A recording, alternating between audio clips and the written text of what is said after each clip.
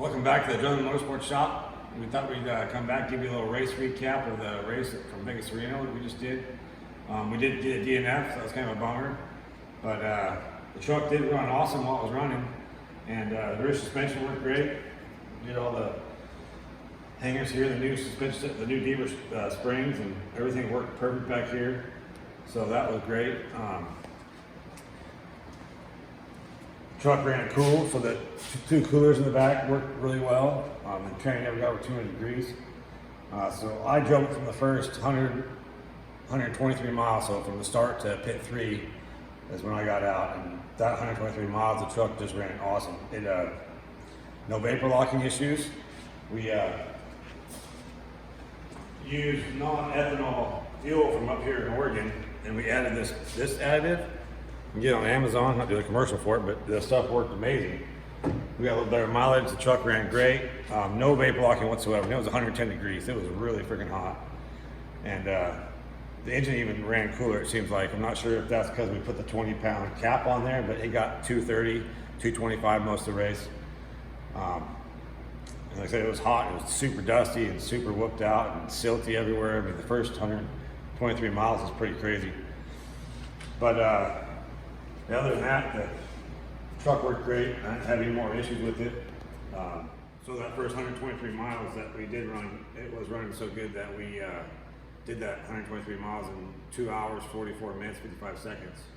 So that's an average speed of 50.2 miles per hour. So that's pretty good average speed for a lease pony truck, I think.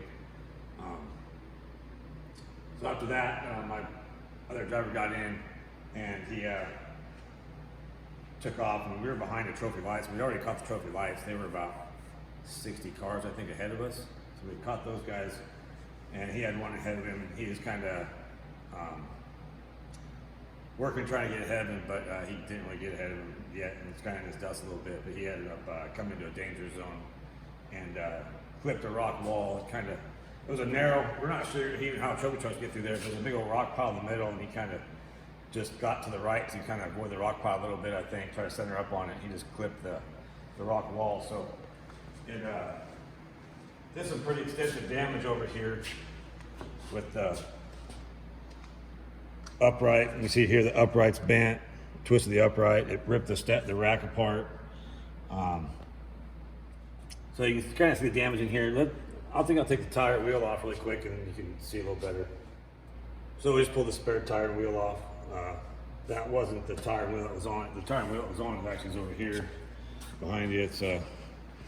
It popped it immediately once it hit the wall. It just went really quick and lost all the air, and I think it put a hole in the wheel there. I mean, it was a straight on rock wall that got clipped, so he was probably doing about 15 miles an hour. But there's a little damage there. But to this, it ended up pulling the rack apart, and then broke it out. I mean, something's got to give when you're hitting something that hard. And so it ended up breaking the rotor off, actually, here. Broke all the ears off the rotor. It bent the caliper back. So the caliper, actually the mounting 6 3/8 chromoly plate back here is bent, that bolts the caliper on. Twisted the upright. I'm really hoping this bolt isn't bent in here. I'm hoping this upright's not, or this upper A-arm isn't bent, but we'll pull it apart here in a week or so and get to working on it, get a parts list going. Yeah, I kind of dented the back of the A-arm here too. It actually broke this uni-ball here. This 1.5-inch massive uni-ball is actually broken in several spots. So that just shows how hard of a hit that really took. So that's a big uni-ball.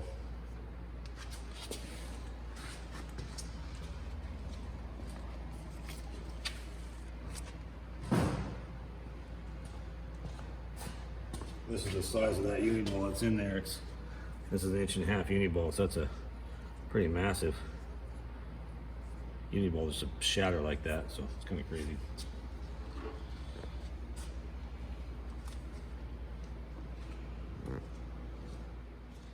But so that's racing. I mean, stuff happens and stuff gets broken. You just rebuild and keep going. So we'll be ready for next year. We're going to run the season next year, I think, starting with Parker in February. We're hoping, and we'll have it back together and working better than before, and that'll be that. So other things that go on in the shop here, we're pulled the Chevy in. This is my daily driver. I'm building the suspension for it. Got the arms designed already.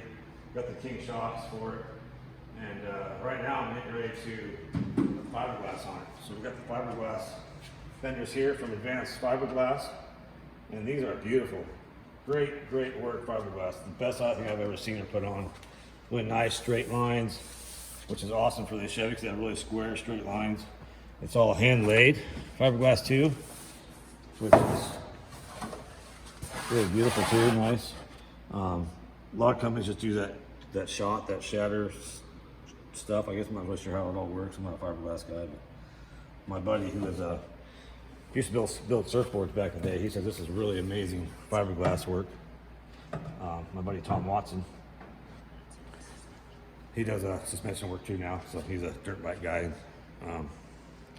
Does a lot of suspension tuning for the truck, helps me with the truck a lot. So, but yeah, so this is nice. We got the bumper off, and the grill off, the headlights off. So now I'm about ready to start cutting all these little spot welds and pulling this skin off. And I think that just kind of wraps over there and bolts on. I'm not going to do a video of how to because there's plenty of them out there already. And I'm not the guy to learn how to show you guys how to do this. So I haven't really done too many of them, but I've never done a Chevy one yet. So that'll be next. And then back here we have the bed sides. We'll be pulling these bed sides off and putting this skin on. That'll be interesting. We'll probably end up building a rear bumper for it.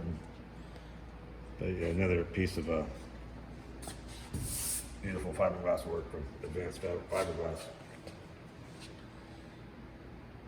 I'm thinking we're going to have to pull the bed off to do it. I might just pull the whole bed off to do those because I like to make sure they're done right. I don't want to just cut the skins. I want to actually do all the spot welds and pull the whole skin off and then redo it. And we might end up trying to do some kind of tie down tracking here on the inside or something. We definitely want to do a chase rack for the back of the truck that holds spare tires and holds spare parts and gas jugs and stuff, and have the platform on top and that kind of thing that you see a lot of chase crews have. So we might do that next too after we get this bedside done. So these are the shocks we got in. I thought we'd pull them out and show you. I get my Kings from Down South Motorsports. They're also a sponsor of mine for the race truck. They help us out, support us for taking care of our shocks and keeping us going for every race. But yeah, we got these. We did the custom blue anodized for the reservoirs. The 700 pound springs. We got the Chevy upper plate, so it just bolts right into the stock coilover bucket there. And the lower arm will match these. So those are all designed. I just got to get them. I got to finish the little fine details of the design and then start cutting them out and get them put together. I got the King reservoir mount that bolts on top of the coilover bucket here. I'll mount these, so they'll just spin up on top and mount above. I thought that would be plenty good enough for these. This is going to be kind of like a long travel, mid travel kit. It's not going to be anything crazy like a race kit like that. It's just going to be kind of a kit to give it some more suspension travel, make it a little wider, and clear 37. Then we're going to run 37s on them. We might run 39s, but we'll see if they fit or not. But the race truck's getting 37s, so I figured might as well run 37s on this. That way the tow rig has the same tires as the race truck, and they run the same wheels. So that way I can have a spare for the chase rig, and if the race truck ends up needing the spare, we can pull it off the chase truck if we need to, so that'd be kind of more universal, it'd be easier to take care of things. Got the bumper and headlights off the front of this thing. We'll probably build a new bumper for it, because that won't go back on, won't look right with the fiberglass on there. The headlights, I want to get some blackout ones where you take them apart, take this lens off, and paint the chrome. Either I might just buy some, I don't know. We'll see how hard it is it pulls apart, but I'll see you guys do it, and might try it. We'll see. I'll do a video if we do it. So a few more things we want to do to this truck while we have it apart and get the fiberglass done. We will be building the A-arms here. It's a pretty good, easy shot now to get to that header, that exhaust manifold there, so I'll have to build some headers for it. We'll see. I don't have time for that yet, though. Definitely need to put a bigger trans cooler on it. This little tiny trans cooler, I mean, it's great for a little half-ton pickup, but pulling the race truck down. It's about 10,000 pound load down to Vegas, which is about 1,000 miles. And this thing was overheating a little bit this time. For some reason, it got hotter this time than before. The last few times I've been pulling it, it's been the same temperature, but I had the Royal Purple Max ATF in the transmission. I didn't realize it says not recommended for Dextron 6. But I ran it for about 2 years, and I did about 4 or 5 trips to Vegas pulling that race trailer. So that's, you know, a long trip to pull that. It never got hot like this last trip. So this last trip I ended up draining all the oil, changed the filter, put all the Dextron 6, the AC Delco, which is a good synthetic, full synthetic oil.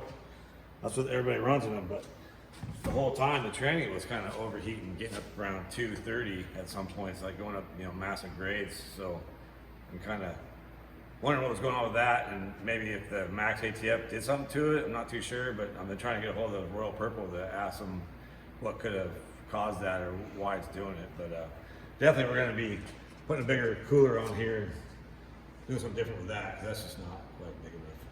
Not happy with that for the cooler. Other than that, you know, we'll be showing you more stuff as we go along with this. Hopefully we'll have it done here in a couple weeks, and we'll keep you up to date with what's happening. Thanks for joining us. Thanks for watching. Please subscribe and like, and appreciate my wife videoing this for me and taking care of all the video for me. And thanks again. Come back again. Thanks.